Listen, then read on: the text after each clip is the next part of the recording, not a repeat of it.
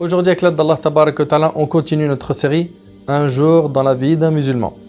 Lors de notre dernière rencontre, on a parlé de l'étudiant, de l'importance de placer des bonnes intentions, de hauts objectifs, d'objectifs nobles, etc. Aujourd'hui, avec l'aide d'Allah Tabarak wa Ta'ala, on vous parle du comportement à adopter au travail. Donc vous avez compris, on va parler aux salariés, on va parler aux patrons. Mon frère ainsi que toi ma sœur, vous êtes au travail. Si vous êtes au travail, pensez à plusieurs choses. Premièrement, la ponctualité. La ponctualité est importante pour la bonne organisation et le bon fonctionnement de n'importe quelle activité.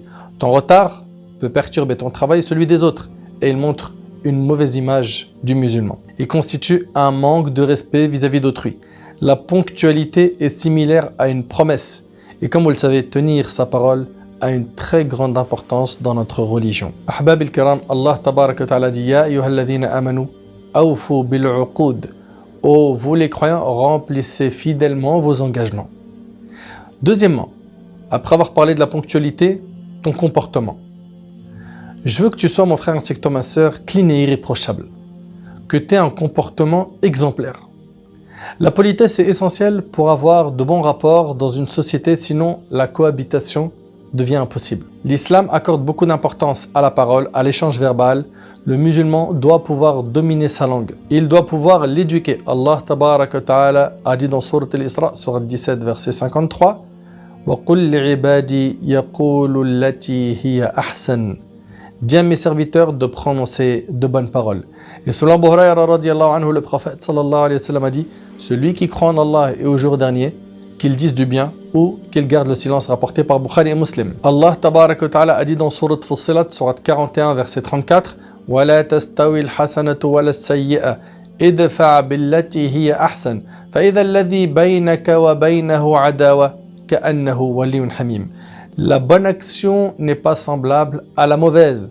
Repousse celle-ci parce qu'il y a de meilleur. Repousse la mauvaise action parce qu'il y a de meilleur. Celui avec qui il y avait une animosité deviendra pour toi un ami chaleureux. Subhanallah, avec le bon comportement, on peut faire fondre la méchanceté des gens. Et selon Abu Hurayra radiyallahu anhu, le prophète sallallahu alayhi wa sallam a dit la bonne parole est une aumône. La bonne parole est une aumône et c'est rapporté par Bukhari et Muslim.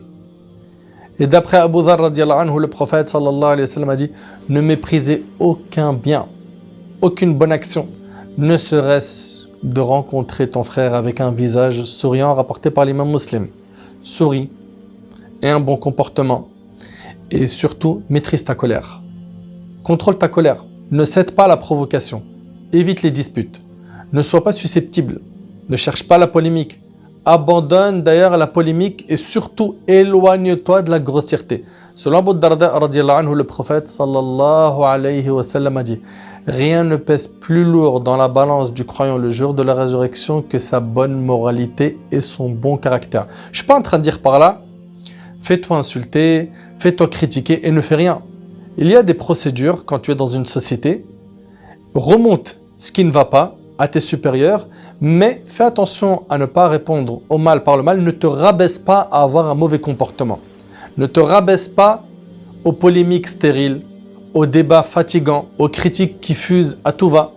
N'oublie pas, le prophète sallallahu alayhi wa sallam nous a dit que rien ne pèse plus lourd dans la balance du croyant le jour de la résurrection que sa bonne moralité, son bon caractère. Et Allah déteste en effet tout grossier au parler impudique rapporté par Tirmidhi. Allah il déteste la personne grossière.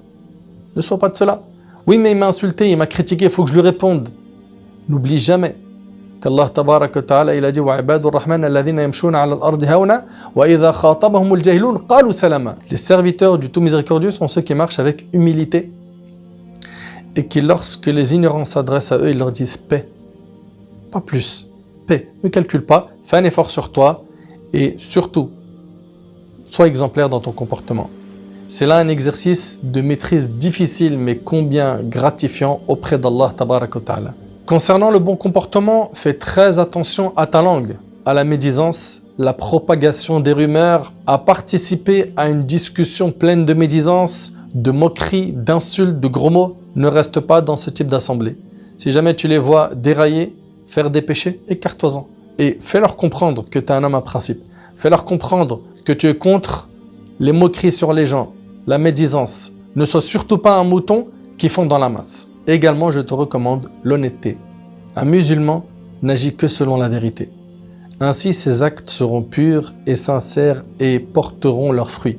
Tout acte impliquant le mensonge, la tricherie, la tromperie est exclu du comportement du musulman. Allah tabarak wa ta'ala, dans Surat At-Tawbah, Surat 9, verset 119, a dit « Ya ayyuhalladhina amanu, ittaqullah wa kunu ma'as sadiqin » Ô vous qui croyez, craignez Allah et soyez avec les véridiques. Et selon Abu Huraira radiyallahu anhu, le prophète sallallahu alayhi wa sallam a dit « Celui qui triche n'est pas des nôtres » rapporté par l'imam muslim. Et ça fait partie des caractéristiques de l'hypocrite de mentir quand on parle, de ne pas respecter nos engagements. Donc faites très attention à ces mauvais comportements. Tu vas aller au travail, tenue propre et soignée. Selon Abdullah ibn Mas'ud radiyallahu anhu, le prophète sallallahu alayhi wa sallam a dit « Allah est beau et il aime la beauté » rapporté par l'imam muslim. Bien sûr, quand on dit une tenue propre, que Allah il aime la beauté, attention à toujours respecter les codes vestimentaires islamiques. Également au travail, il te sera demandé d'exceller. Le prophète sallallahu alayhi wa sallam a dit dans le hadith d'Aïcha radiyallahu anha, Allah aime quand l'un de vous fait un travail qu'il le perfectionne. Et c'est rapporté par l'imam al-Bayhaqi. Donc fais ton travail de la meilleure des manières. Fais pas ton travail à la va-vite. Fais-le sérieusement. Et pour terminer, que ta religion soit respectée dans ton travail. Les prières, on ne les fait pas sortir de leur temps. Oui, mais c'est compliqué pour moi, c'est difficile, tu ne connais pas ma situation. On va faire très simple. Celui qui veut une chose, trouve des solutions. Et si tu cherches des solutions, garde en tête qu'Allah tabarak wa ta'ala ne t'abandonnera pas. Allah tabarak wa ta'ala dit wa may yattaqillah yaj'al lahu makhraja. Celui qui craint Allah, Allah il lui facilite une issue favorable. Penses-tu qu'en essayant de mettre en pratique la religion d'Allah, Allah va t'abandonner? Ne pense surtout pas cela. Garde une bonne opinion d'Allah. Dans tous les cas, il faut que tu retiennes que si tu es sincère dans ta volonté de vouloir faire le bien, Allah te facilitera. Donc attention, ne fais pas sortir les prières de leur temps. Oui, moi je prie assis au travail, je prie assis dans ma voiture. Cette prière est invalide pour la prière obligatoire chez les 4 écoles. Car parmi les conditions pour que ta prière soit valide, il y a le fait d'être debout pendant ta prière. Sauf bien sûr si tu as un cas de force majeure comme une maladie qui t'empêche de te tenir debout. Donc les prières ne les fais pas sortir de leur temps. Fais attention à ne pas commettre de haram, à ne pas manger de haram, à ne pas signer des contrats qui sont interdits ou à faire signer des contrats qui ne sont pas permis ou à faire dans ton travail quelque chose qui n'est pas autorisé dans ta religion ou à proposer à autrui des services que la religion interdit. Renseigne-toi. Omar ibn Khattab radiyallahu anhu, à son époque, il interdisait que les gens descendent au marché pour faire du commerce tant qu'ils ne connaissaient pas le fiqh du commerce, c'est-à-dire les règles du commerce. Vous imaginez? Malheureusement, beaucoup de musulmans ne se posent pas la question de savoir si cet emploi est halal ou non. Ils s'engagent dedans, et puis après, quand on lui dit qu'il n'avait pas le droit de le faire, il dit « Mais comment tu veux que je fasse ?» Celui qui délaisse une chose pour Allah, Allah il le remplace par une chose meilleure. Aie confiance en Allah, Allah ne t'abandonnera jamais. Ne dis surtout pas « Oui, mais non, mais dans notre contexte, c'est difficile. » Tu n'es pas le seul musulman en France qui cherche à pratiquer son dîn. Alhamdulillah, nous sommes des millions. Et par la permission d'Allah subhanahu wa ta'ala, je peux t'en raconter des histoires de plein de personnes qui ne sont pas forcément des patrons, qui arrivent à respecter leur religion dans leur travail. Donc Allah yahfadak mon frère ainsi que toi ma sœur. N'oublie jamais ce point. La prière, on ne la fait pas sortir de son temps. Allah tabarak wa ta'ala a dit dans Surat An-Nisa « Inna as-salata kanat 'ala al-mu'minina kitaban mawquta » La salat, la prière, demeure pour les croyants une prescription à des temps déterminés. Et d'après Abdullah ibn Mas'ud radiyallahu anhu, le prophète sallallahu alayhi wa sallam a été questionné par ce dernier en ces termes: quelle est l'œuvre la plus aimée d'Allah?